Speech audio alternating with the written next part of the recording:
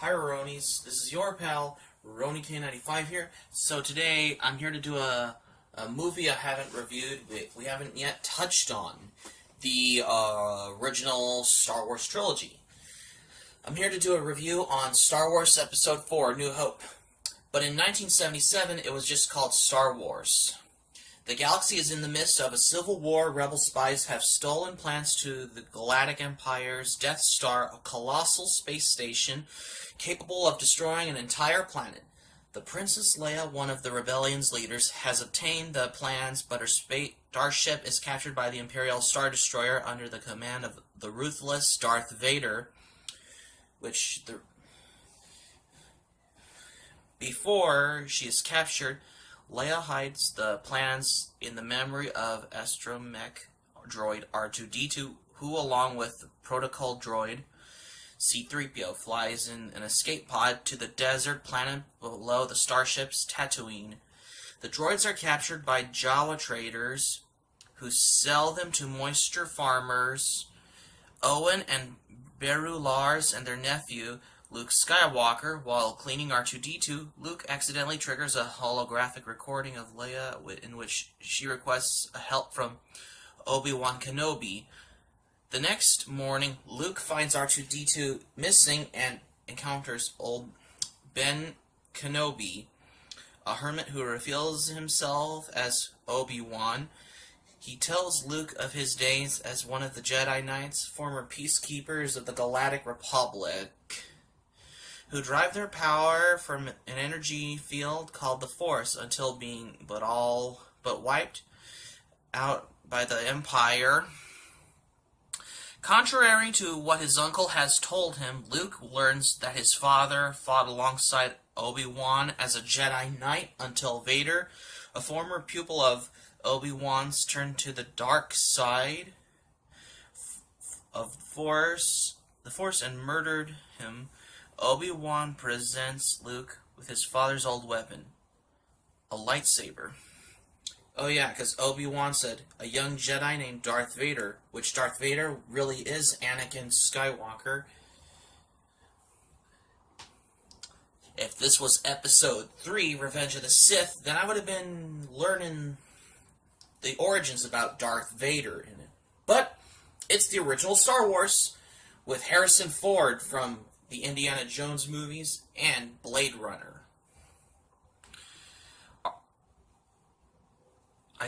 I guess so. So R2-D2 plays Leia's message for Obi-Wan, in which she begs him to take the Death Star plans to her home planet for Alderaan and give them to her father for analysis. Obi-Wan invites Luke to accompany him to Alderaan and learn the ways of the Force.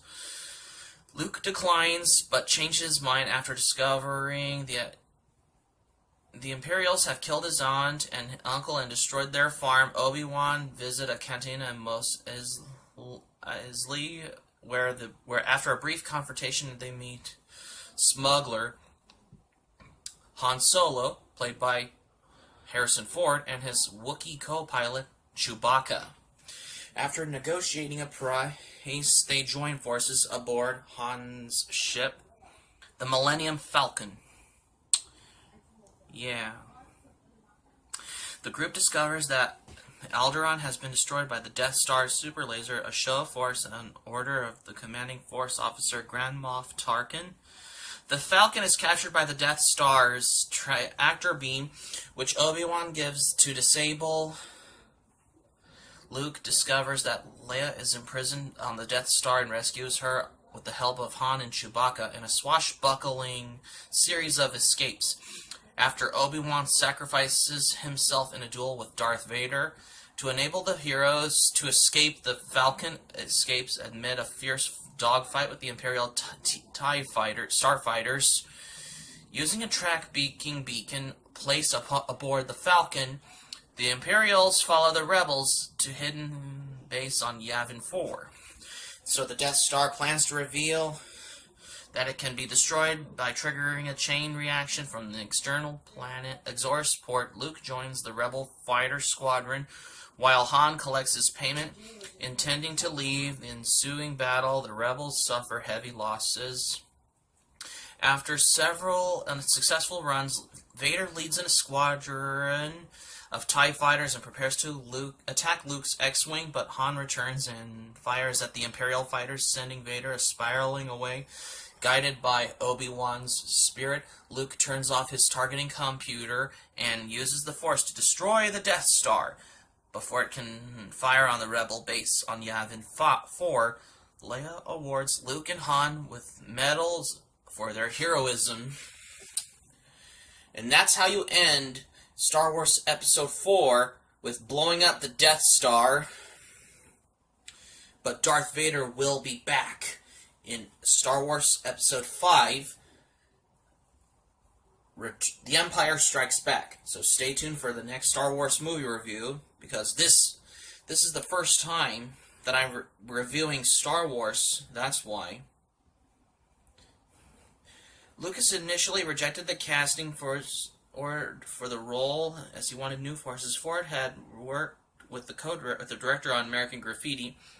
Instead, Lucas asked the actor to insist auditions reading the lines with other actors, explaining the concepts and history behind the scenes that were leading. Lucas was eventually won over by Ford's portrayal casting instead of Kurt Russell, Nick Nolte, Sylvester Stallone, Bill Murray, Christopher Walken, Burt Reynolds, Jack Nicholson, Al Pacino, Steve Martin, Chevy Chase, Billy D. Williams, who later played Lando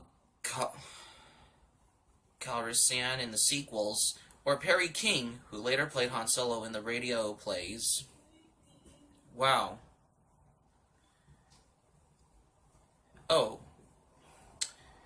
Many young actresses auditioned for the role of Princess Leia, including Amy Irving, you may remember on The Fury with Kirk Douglas and American Tail, Five Goes West, and probably Carrie with John Travolta as well. Terry Nunn, also a singer, Cindy Williams, Karen Allen, and Jodie Foster. But Jodie Foster turned the role down because she was already under contract with Disney.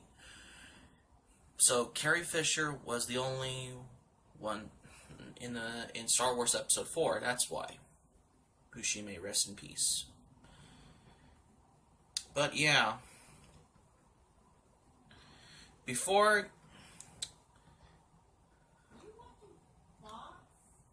Okay, so the actor, how he played the old.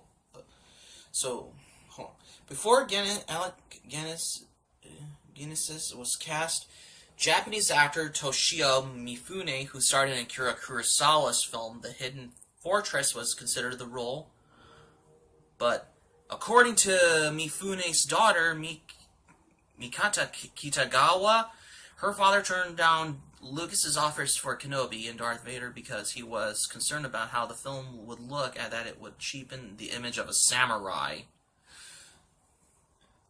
Because depending on what actor they choose to play the role in Star Wars Episode 4, New Hope, or in 1977, it was called Star Wars. That's the reason why I have decided to do a review on Star Wars for the first time on YouTube. So that's going to be it for my movie review on Star Wars Episode 4, New Hope, you guys. So thanks for watching. But before we go, because there are two other Star Wars movies from the original trilogy, not the ones with that annoying Jar Jar Binks. No. The old ones, with Luke Skywalker, Han Solo. That's the one what I'm talking about. Because the original trilogy from the late 70s, early 80s. Because you know what I'm talking about. Because tomorrow, so stay tuned for the movie review on Star Wars Episode 5, The Empire Strikes Back.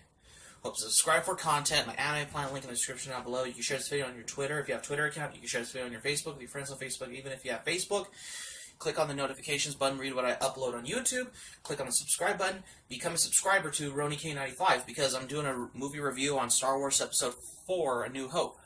That's why. Because I know a lot of you comment on I know my friend River White commented, can you talk about Star Wars? Oh, I do talk about Star Wars because you know, it's been a while since I've watched Star Wars trilogy, like the original trilogy. You know what I mean? Like Star Wars Episode 4, New Hope, The Empire Strikes Back, and Return of the Jedi. These three, the original ones as well. Probably some later ones too. You know, like Last Jedi and Force Awakens or whatnot. That's why. Like, subscribe, favorite, comment, share on social media pages like Facebook and Twitter, etc. Click on my notifications button, read what I upload on YouTube. Click on the subscribe button, become a subscriber to Ronin King 95, and that's it. So,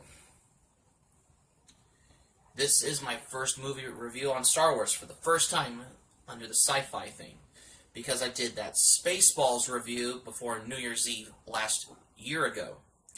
This is Ronin King 95. I hope you enjoy this movie review on Star Wars. Hope you like it. Hope to see you soon, and have a good day.